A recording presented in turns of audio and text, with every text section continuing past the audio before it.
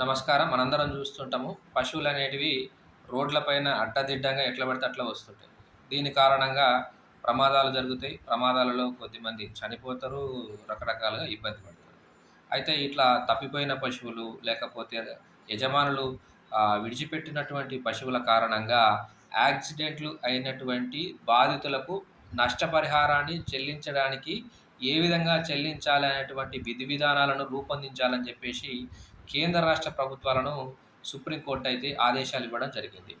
అట్లా పశువుల ద్వారా యాక్సిడెంట్లు గనుక జరిగినట్టయితే, ఆ పశువుల యొక్క యజమానులను కూడా బాధ్యులను చేయాలని చెప్పేసి జస్టిస్ సంజయ్ కరోల్, ఎన్ కోటేశ్వర్ సింగ్ ధర్మాసనం కూడా ఆదేశించడం జరిగింది. అయితే పశువులనేటివి బయటికి వెళ్ళినప్పుడు, లేకపోతే తప్పిపోయినప్పుడు వాటిని ఎలాగైనా ఇంటికి తీసుకొని రావాల్సినటువంటి బాధ్యత ఆ పశువుల యొక్క యజమాని పైన ఉందని కూడా చెప్పడం జరిగింది. అయితే ఏ ఏ రాష్ట్రాలైతే భారతదేశంలో ఈ పశువులకు సంబంధించి అక్కడ చట్టాలు చేశారో, ఆ చట్టాలనేవి వీలైనంత త్వరగా మీరు కంప్లీట్‌గా ఇంప్లిమెంట్ చేయాలని చెప్పేసి కూడా రాష్ట్రాలను కూడా సుప్రీంకోర్టు ఆదేశించింది. ముఖ్యంగా ఏందంటే, మామూలుగా నడుచుకుంటూ వెళ్ళే వాళ్ళకి కూడా ఈ పశువులు హాని కలిగిస్తున్నాయి. యాక్సిడెంట్ జరుగుతున్నాయి. రోడ్ల పైన అడ్డదిడ్డంగా పోవడం వల్ల కూడా యాక్సిడెంట్ జరుగుతున్నాయి.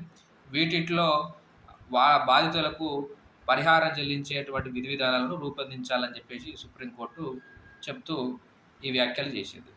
అయితే మామూలుగా పశువులు బయటికి పోయినప్పుడు వాటిని వెతుక్కోవడానికి, అవి తొందరగా మనం పట్టుకోవడానికి వాటికి ఒక ట్యాగ్ సిస్టమ్ లాంటిది కూడా ఇంప్లిమెంట్ చేయాలని చెప్పేసి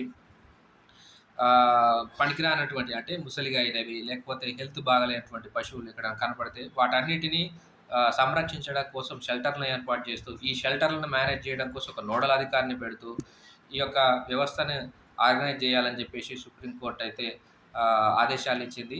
అసలుకి ఈ కేసు అనేది ఎందుకు ఈ వ్యాఖ్యలు చేయడం జరిగిందంటే, ఒక పశువులు రోడ్డుకు అడ్డంగా వెళ్తున్నటువంటి క్రమంలో రోడ్డు ప్రమాదంలో ఒక మహిళ యొక్క భర్త చనిపోయాడు. సో, ఆ మహిళ ఏం చేసిందంటే, నష్టపరిహారాన్ని కోరుతూ మోటార్ వెహికల్ చట్టం కింద సుప్రీంకోర్టును ఆశ్రయించింది. ఈ క్రమంలో రాష్ట్రాలైతే పరిహారానికి సంబంధించి విధి విధానాలు రూపొందించాలని సుప్రీంకోర్టు ఆదేశించింది.